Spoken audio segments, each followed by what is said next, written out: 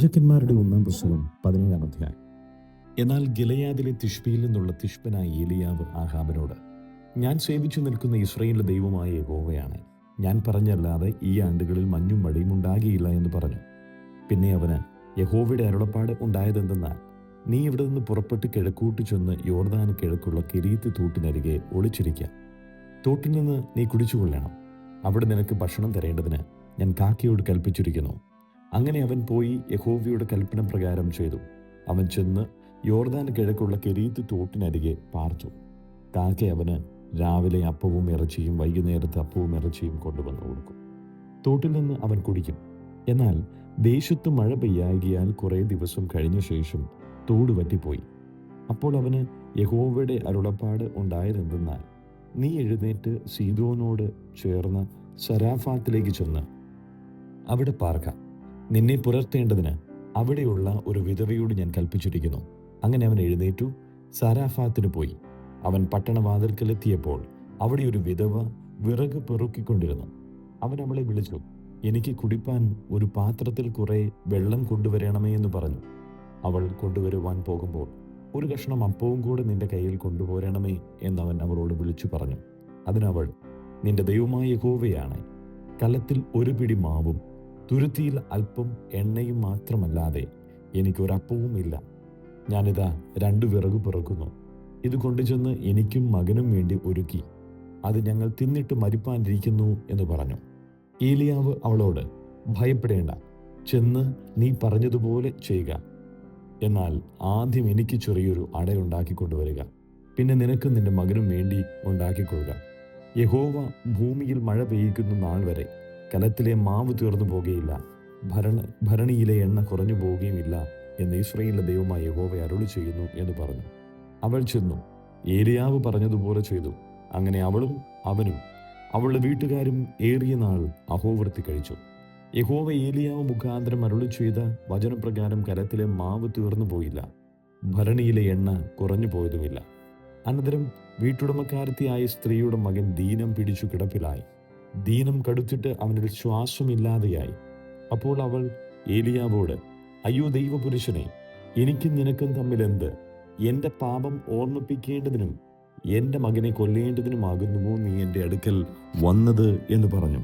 അവൻ അവളോട്, നിന്റെ മകനെ ഇങ്ങു തരിക എന്ന് പറഞ്ഞു. അവനെ അവളുടെ മടിയിൽ നിന്നെടുത്ത് താൻ പാർത്തിരുന്ന മാളിക മുറിയിൽ കൊണ്ടുചെന്ന് തൻ്റെ കട്ടിലിന്മേൽ കിടത്തി.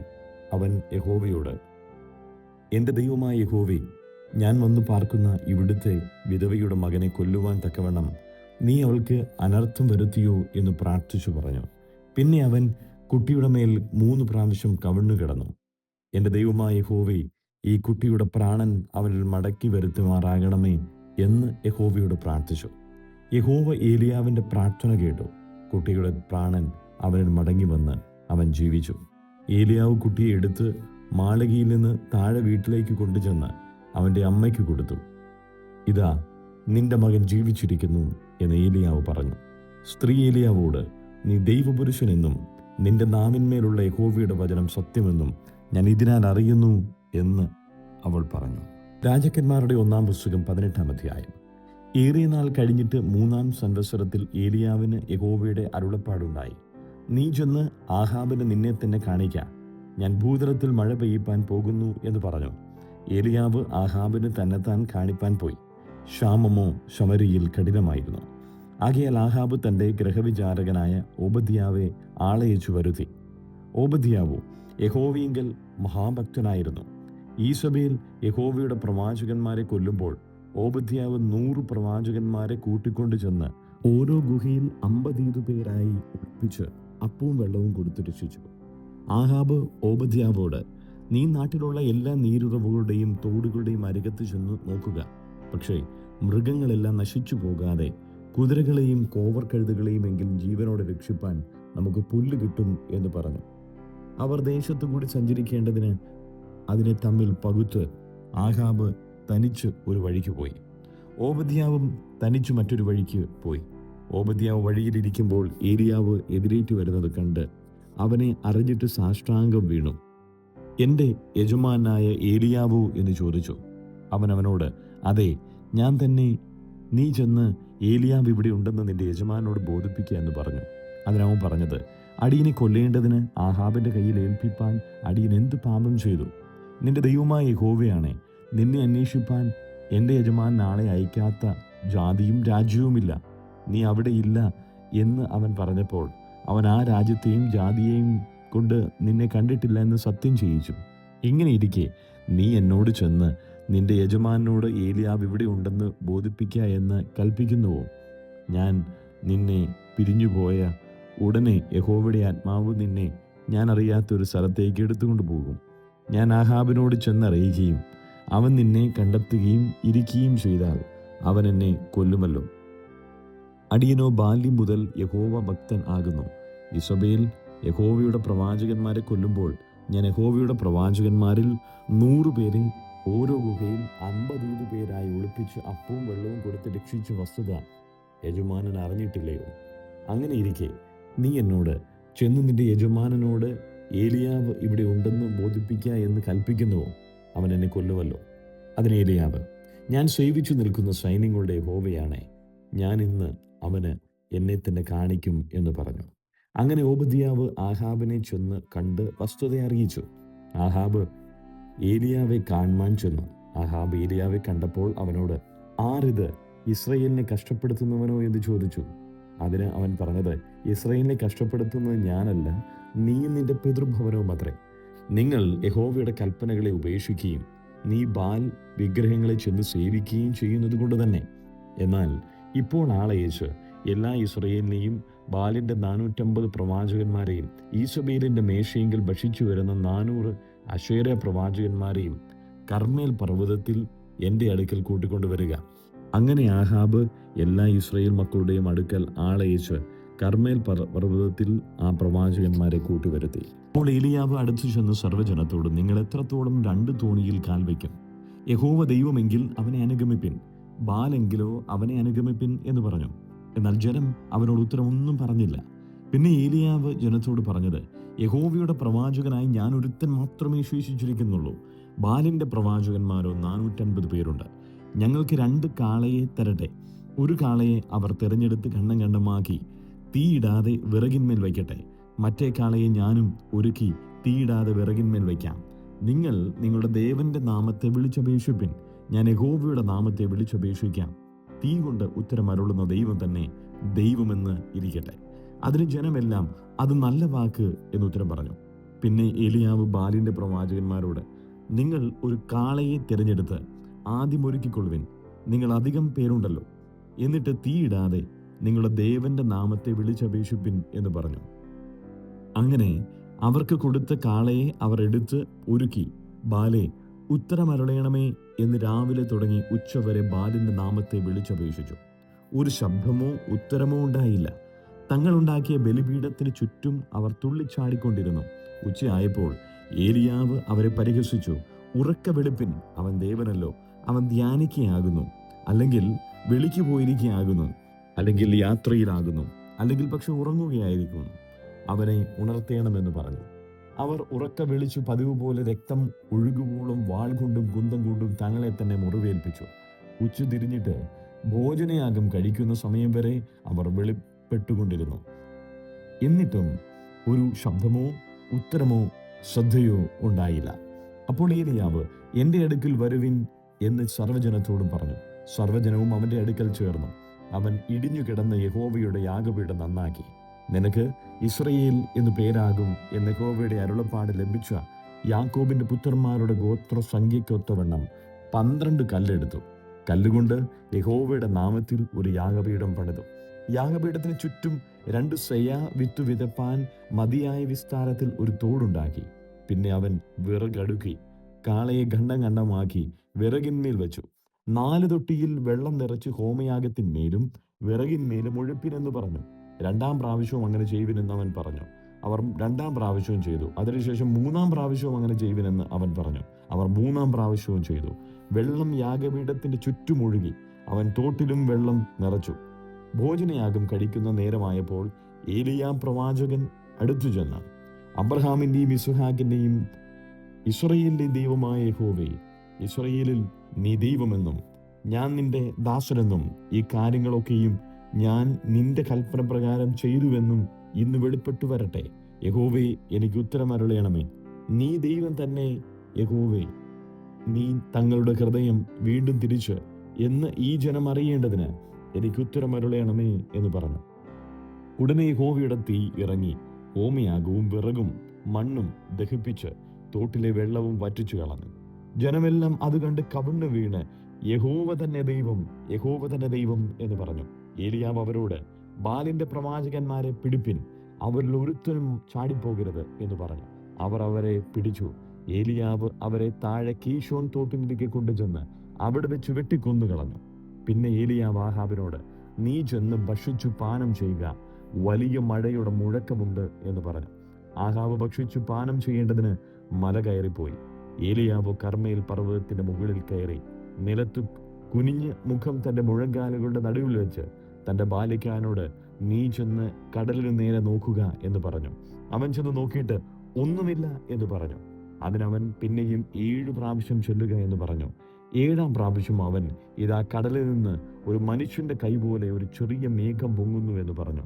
അതിനവൻ, നീ ചെന്ന് ആഹാബിനോട്, മഴ നിന്നെ തടുക്കാതിരിക്കേണ്ടതിന് രഥം പൂട്ടി ഇറങ്ങിപ്പോക എന്ന് ബോധിപ്പിക്കുക എന്ന് പറഞ്ഞു. ക്ഷണത്തിൽ ആകാശവും മേഘവും കാറ്റുകൊണ്ട് കറുത്ത് വൻമഴ പെയ്തു. ആഹാബ് രഥം കയറി ഇസ്രയേലിലേക്ക് പോയി. എന്നാൽ യഹോവയുടെ കൈ ഏലിയാവിന്റെ മേൽ വന്നു. അവൻ അരമുറുക്കിക്കൊണ്ടും ഇസ്രയേലിലെത്തും വരെ ആഹാബിന് മുമ്പായി ഓടി. രാജാക്കന്മാരുടെ 1-ാം പുസ്തകം 19-ാം അധ്യായം. ഏലിയാവ് ചെയ്തതൊക്കെയും അവൻ സകല പ്രവാചകന്മാരെയും വാൾകൊണ്ട് കൊന്ന വിവരമൊക്കെയും ആഹാബ് ഈസബേലിനോട് പറഞ്ഞു. ഈസബേൽ ഏലിയാവിന്റെ അടുക്കൽ ഒരു ദൂതനെ അയച്ചു, നാളെ ഈ നേരത്ത് ഞാൻ നിന്റെ ജീവനെ അവരിൽ ഒരുത്തന്റെ ജീവനെ പോലെ ആക്കുന്നില്ല എങ്കിൽ ദേവന്മാർ എന്നോട് തക്കവണ്ണവും അധികവുമായും ചെയ്യുമാറാകട്ടെ എന്ന് പറയിച്ചു. അവൻ ഭയപ്പെട്ട് എഴുന്നേറ്റ് ജീവരക്ഷയ്ക്കായി പുറപ്പെട്ട് യഹൂദയ്ക്കുൾപ്പെട്ട ബേർഷേബയിൽ ചെന്ന് അവിടെ തന്റെ ബാല്യക്കാരനെ താമസിപ്പിച്ചു. താനോ മരുഭൂമിയിൽ ഒരു ദിവസത്തെ വഴി ചെന്ന് ഒരു ചൂരച്ചെടിയുടെ തണലിലിരുന്ന് മരിപ്പാനിച്ഛിച്ചു. ഇപ്പോൾ മതി, യഹോവേ, എന്റെ പ്രാണനെ എടുത്തുകൊള്ളണമേ, ഞാൻ എൻ്റെ പിതാക്കന്മാരെക്കാൾ നല്ലവനല്ലല്ലോ എന്ന് പറഞ്ഞു. അങ്ങനെ അവൻ ചൂരച്ചെടിയുടെ തണലിൽ കിടന്നുറങ്ങുമ്പോൾ പെട്ടെന്നൊരു ദൂതൻ അവനെ തട്ടി അവനോട്, എഴുന്നേറ്റ് തിന്നുക എന്ന് പറഞ്ഞു. അവൻ ഉണർന്നു നോക്കിയപ്പോൾ കനലിന്മേൽ ചുട്ട ഒരു അടയും ഒരു തുരുത്തി വെള്ളവും തലയ്ക്കലിരിക്കുന്നത് കണ്ടു. അവൻ തിന്നു കുടിച്ചു പിന്നെയും കിടന്നുറങ്ങി.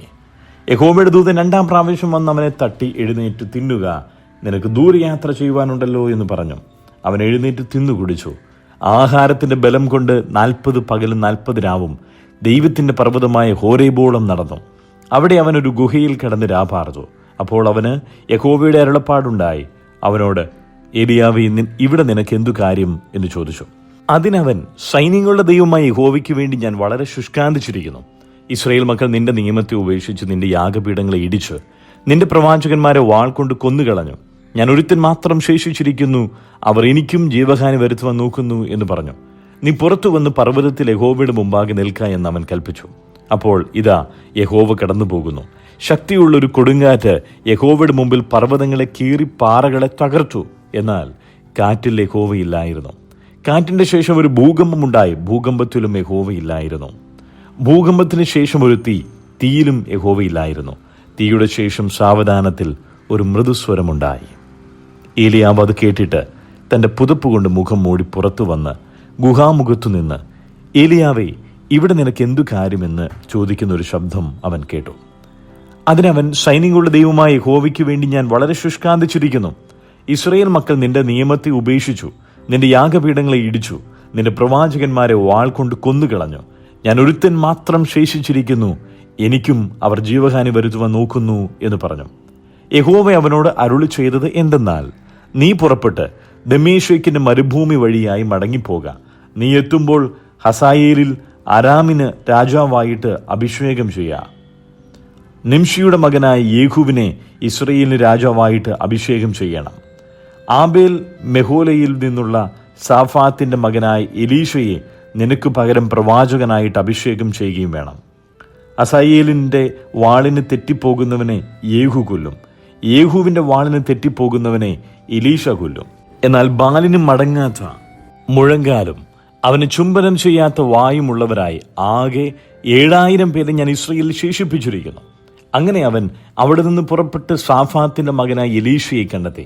അവൻ 12 ഏർക്കാള പൂട്ടി ഒഴിവിച്ചുകൊണ്ടിരുന്നു. 12ാമത്തേതിനോട് കൂടെ താൻ തന്നെയായിരുന്നു. ഏലിയാവ് അവന്റെ അരികെ ചെന്ന് തന്റെ പുതപ്പ് അവന്റെ മേലിട്ടു. അവൻ കാളയെ വിട്ട് ഏലിയാവിന്റെ പിന്നാലെ ഓടി.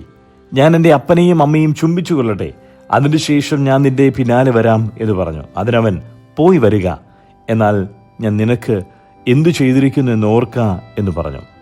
അങ്ങനെ അവൻ അവനെ വിട്ടു ചെന്ന് ഒരു ഏർക്കാളയെ പിടിച്ചു അറുത്ത് കാളയുടെ മരക്കോപ്പ് കൊണ്ട് മാംസം പാകം ചെയ്ത് ജനത്തിന് കൊടുത്തു. അവർ തിന്നു. പിന്നെ അവൻ എഴുന്നേറ്റ് ഏലിയാവിന്റെ പിന്നാലെ ചെന്നു അവന് ശുശ്രൂഷകനായി തീർന്നു. രാജാക്കന്മാരുടെ 1-ാം പുസ്തകം 20-ാം അധ്യായം. ആരാം രാജാവായ ബെൻഹദദ് തന്റെ സൈന്യത്തെയൊക്കെയും ഒന്നിച്ചു കൂട്ടി.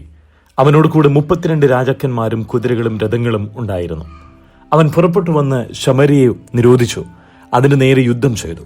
അവൻ ഇസ്രായേൽ രാജാവായ ആഹാബിന്റെ അടുക്കൽ പട്ടണത്തിലേക്ക് ദൂതന്മാരെ അയച്ചു അവനോട്, നിന്റെ വെള്ളിയും പൊന്നും എനിക്കുള്ളത്, നിന്റെ സൗന്ദര്യമേറിയ ഭാര്യമാരും പുത്രന്മാരും എനിക്കുള്ളവർ എന്നിങ്ങനെ ബെൻഹദദ് പറയുന്നു എന്ന് പറയിച്ചു. അതിന് ഇസ്രായേൽ രാജാവ്, എന്റെ യജമാനനായ രാജാവേ, നീ പറഞ്ഞതുപോലെ ഞാനും എനിക്കുള്ളതൊക്കെ നിനക്കുള്ളത് തന്നെ എന്ന് മറുപടി പറഞ്ഞയച്ചു. ദൂതന്മാർ വീണ്ടും വന്നു.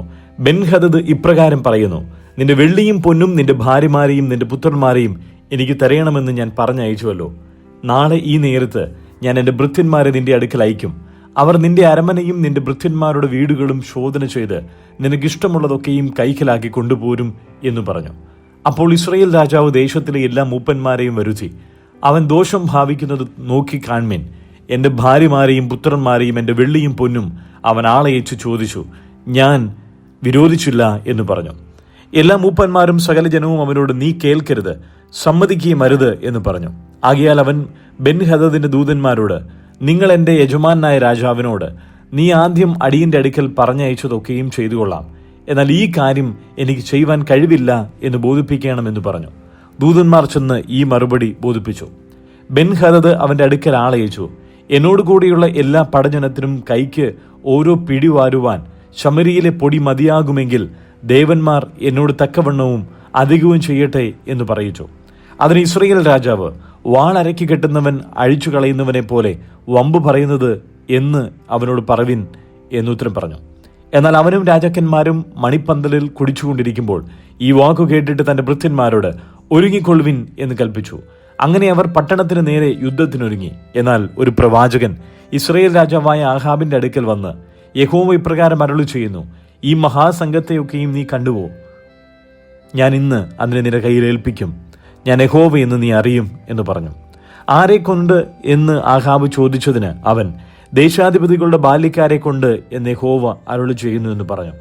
ആർ പട തുടങ്ങണമെന്ന് ചോദിച്ചതിന് നീ തന്നെ എന്ന് അവൻ ഉത്തരം പറഞ്ഞു. അവൻ ദേശാധിപതിമാരുടെ ബാല്യക്കാരെ എണ്ണി നോക്കി. അവർ 232 പേരായിരുന്നു. അവരുടെ ശേഷം അവൻ ഇസ്രായേൽ മക്കളുടെ പടജനത്തെയൊക്കെയും എണ്ണി 7000 പേർ എന്ന് കണ്ടു. അവർ ഉച്ച സമയത്ത് പുറപ്പെട്ടു. എന്നാൽ ബെൻഹദദ് തനിക്ക് തുണയായിരുന്ന 32 രാജാക്കന്മാരോട് കൂടെ മണിപ്പന്തലിൽ കുടിച്ചുമത്തനായിരുന്നു. ദേശാധിപതികളുടെ ബാല്യക്കാർ ആദ്യം പുറപ്പെട്ടു. ബെൻഹദദ് ആളയച്ചു അന്വേഷിച്ചാറേ ശമരിയിൽ നിന്ന് ആളുകൾ വരുന്നുണ്ടെന്ന് അറിവ് കിട്ടി. അപ്പോൾ അവൻ, അവർ സമാധാനത്തിന് വരുന്നെങ്കിലും അവരെ ജീവനോടെ പിടിപ്പിൻ, അവർ യുദ്ധത്തിന് വരുന്നെങ്കിൽ അവരെ ജീവനോടെ പിടിപ്പിൻ എന്ന് കൽപ്പിച്ചു. പട്ടണത്തിൽ നിന്ന് പുറപ്പെട്ടു വന്നതോ ദേശാധിപതികളുടെ ബാല്യക്കാരും അവരെ തുടർന്നു പോകുന്ന സൈന്യവുമായിരുന്നു. അവർ ഓരോരുത്തൻ താന്താര നേരെ വരുന്നവനെ കൊന്നു. ആരാമ്യർ ഓടിപ്പോയി. ഇസ്രായേൽ അവരെ പിന്തുടർന്നു. അരാം രാജാവായ ബെൻഹദദ് കുതിരപ്പുറത്തു കയറി കുതിരച്ചേവകരോടുകൂടെ ഓടിപ്പോയി. പിന്നെ ഇസ്രായേൽ രാജാവ് പുറപ്പെട്ടു കുതിരകളെയും രഥങ്ങളെയും പിടിച്ചു അരാമ്യരെ കഠിനമായി തോൽപ്പിച്ചു കളഞ്ഞു. അതിനുശേഷം ആ പ്രവാചകൻ ഇസ്രായേൽ രാജാവിന്റെ അടുക്കൽ ചെന്ന് അവനോട്, ധൈര്യപ്പെട്ടു ചെന്ന് നീ ചെയ്യുന്നത് കരുതിക്കൊള്ളുക, ഇനിയത്തെ ആണ്ടിൽ അരാം രാജാവ് നിന്റെ നേരെ പുറപ്പെട്ടു വരും എന്ന് പറഞ്ഞു. അരാം രാജാവിനോടും അവന്റെ ഭൃത്യന്മാർ പറഞ്ഞത്, അവരുടെ ദേവന്മാർ പർവ്വത ദേവന്മാരാകുന്നു, അതുകൊണ്ടത്രേ അവർ നമ്മെ തോൽപ്പിച്ചത്. സമഭൂമിയിൽ വെച്ച് അവരോട് യുദ്ധം ചെയ്താൽ നാം അവരെ തോൽപ്പിക്കും. അതുകൊണ്ട് നീ ഒരു കാര്യം ചെയ്യണം, ആ രാജാക്കന്മാരെ അവനവന്റെ സ്ഥാനത്തു നിന്നു മാറ്റി അവർക്ക് പകരം ദേശാധിപതിമാരെ നിയമിക്കണം. പിന്നെ നിനക്ക് നഷ്ടമായി പോയ സൈന്യത്തിന് സമമായ ഒരു സൈന്യത്തെയും കുതിരപ്പടയ്ക്ക് സമമായ കുതിരപ്പടയെയും രഥങ്ങൾക്ക് സമമായ രഥങ്ങളെയും ഒരുക്കിക്കൊള്ളുക. എന്നാൽ നാം സമഭൂമിയിൽ വെച്ച് അവരോട് യുദ്ധം ചെയ്യുക. നാം അവരെ തോൽപ്പിക്കും നിശ്ചയം. അവൻ അവരുടെ വാക്കു കേട്ടു. അങ്ങനെ തന്നെ ചെയ്തു. പിറ്റേ ആണ്ടിൽ ബെൻഹദദ് അരാമ്യരെ എണ്ണി നോക്കി ഇസ്രായേലിനോട് യുദ്ധം ചെയ്യുവാൻ അഫേക്കിന് പുറപ്പെട്ടു വന്നു. ഇസ്രായേല്യരെയും എണ്ണി നോക്കി അവർ ഭക്ഷണ പദാർത്ഥങ്ങൾ എടുത്ത് അവരുടെ നേരെ പുറപ്പെട്ടു. ഇസ്രായേല്യർ ആട്ടിൻകുട്ടികളുടെ 2 ചെറിയ കൂട്ടം പോലെ അവരുടെ നേരെ പാളയമിറങ്ങി. അരാമ്യരോ ദേശത്ത് നിറഞ്ഞിരുന്നു. ഒരു ദൈവപുരുഷൻ അടുത്തു വന്ന് ഇസ്രായേൽ രാജാവിനോട്, യഹോവ ഇപ്രകാരം അരുളി ചെയ്യുന്നു, യഹോവ പർവ്വത ദേവനാകുന്നു, താഴ്വര ദേവനല്ല എന്ന് അരാമ്യർ പറയുകൊണ്ട്, ഞാൻ ഈ മഹാസംഘത്തെയൊക്കെയും നിന്റെ കയ്യിലേൽപ്പിക്കും. ഞാൻ യഹോവ തന്നെ എന്ന് നിങ്ങൾ അറിയും എന്ന് പറഞ്ഞു.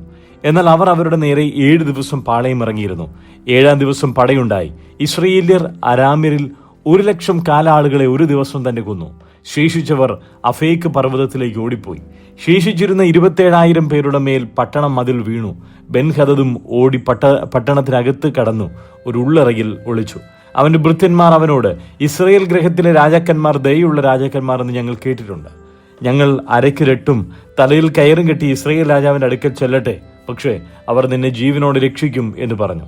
അങ്ങനെ അവർ അരയ്ക്ക് രട്ടും തലയിൽ കയറും കെട്ടി ഇസ്രായേൽ രാജാവിന്റെ അടുക്കൽ ചെന്നു. എന്റെ ജീവനെ രക്ഷിക്കണമേ എന്ന് നിന്റെ ദാസനായ ബെൻഹദദ് അപേക്ഷിക്കുന്നു എന്ന് പറഞ്ഞു. അതിനവൻ, അവൻ ജീവനോട് ഇരിക്കുന്നുവോ? അവൻ എന്റെ സഹോദരൻ തന്നെ എന്ന് പറഞ്ഞു. ആ പുരുഷന്മാർ അത് ശുഭലക്ഷണമെന്ന് ധരിച്ച് ബന്ധപ്പെട്ട് അവന്റെ വാക്കു പിടിച്ചു. അതെ, നിന്റെ സഹോദരൻ ബെൻഹദദ് എന്ന് പറഞ്ഞു. അതിനവൻ, നിങ്ങൾ ചെന്ന് അവനെ കൂട്ടിക്കൊണ്ടു വരുവിൻ എന്ന് പറഞ്ഞു. ബെൻഹദദ് അവന്റെ അടുക്കൽ പുറപ്പെട്ടു വന്നു. അവൻ അവനെ രഥത്തിൽ കയറ്റി. അവൻ അവനോട്, എന്റെ അപ്പൻ നിന്റെ അപ്പനോട് പിടിച്ചടക്കിയ പട്ടണങ്ങളെ ഞാൻ മടക്കിത്തരാം. എന്റെ അപ്പൻ ശമരിയിൽ ഉണ്ടാക്കിയതുപോലെ നീ ദമ്മേശേക്കിൽ നിനക്ക് തെരുവീതികളെ ഉണ്ടാക്കിക്കൊള്ളുക എന്ന് പറഞ്ഞു. അതിന് ആഹാബ്, ഈ ഉടമ്പടിയിന്മേൽ ഞാൻ നിന്നെ വിട്ടയക്കാമെന്ന് പറഞ്ഞു. അങ്ങനെ അവൻ അവനോട് ഉടമ്പടി ചെയ്ത് അവനെ വിട്ടയച്ചു. എന്നാൽ പ്രവാചക ശിഷ്യന്മാരിൽ ഒരുത്തൻ യഹോവയുടെ കൽപ്പന പ്രകാരം തന്റെ ചങ്ങാതിയോട്, എന്നെ അടിക്കണമേ എന്ന് പറഞ്ഞു. എന്നാൽ അവൻ അവനെ അടിപ്പാൻ മനസ്സായില്ല. അവൻ അവനോട്, നീ യഹോവയുടെ വാക്കു അനുസരിക്കായകൊണ്ട് നീ എന്നെ വിട്ടു പുറപ്പെട്ട ഉടനെ ഒരു സിംഹം നിന്നെ കൊല്ലും എന്ന് പറഞ്ഞു. അവൻ അവനെ വിട്ടു പുറപ്പെട്ട ഉടനെ ഒരു സിംഹം അവനെ കണ്ടു കൊന്നുകളഞ്ഞു. പിന്നെ അവൻ മറ്റൊരുത്തനെ കണ്ടു. എന്നെ അടിക്കണമേ എന്ന് പറഞ്ഞു. അവൻ അവനെ അടിച്ചു മുറിവേൽപ്പിച്ചു. പ്രവാചകൻ ചെന്ന് വഴിയിൽ രാജാവിനെ കാത്തിരുന്നു. അവൻ തലപ്പാവ് കണ്ണുവരെ താഴ്ത്തിക്കെട്ടി വേഷം മാറി നിന്നു. രാജാവ് കടന്നു പോകുമ്പോൾ അവൻ രാജാവിനോട് വിളിച്ചു പറഞ്ഞത്, അടിയൻ പടയുടെ നടുവിൽ ചെന്നിരുന്നു. അപ്പോൾ ഇതാ ഒരുത്തൻ തിരിഞ്ഞ് എന്റെ അടുക്കൽ ഒരാളെ കൊണ്ടുവന്നു. ഇവനെ സൂക്ഷിക്കണം. ഇവനെ കാണാതെ പോയാൽ നിന്റെ ജീവൻ അവന്റെ ജീവന് പകരം ഇരിക്കും, അല്ലെങ്കിൽ നീ ഒരു താലന്ത് വെള്ളി തൂക്കി തരേണ്ടി വരും എന്ന് പറഞ്ഞു. എന്നാൽ അടിയൻ അങ്ങുമിങ്ങും ബന്ധപ്പെടാതിരിക്കുമ്പോൾ അവനെ കാണാതെയായി.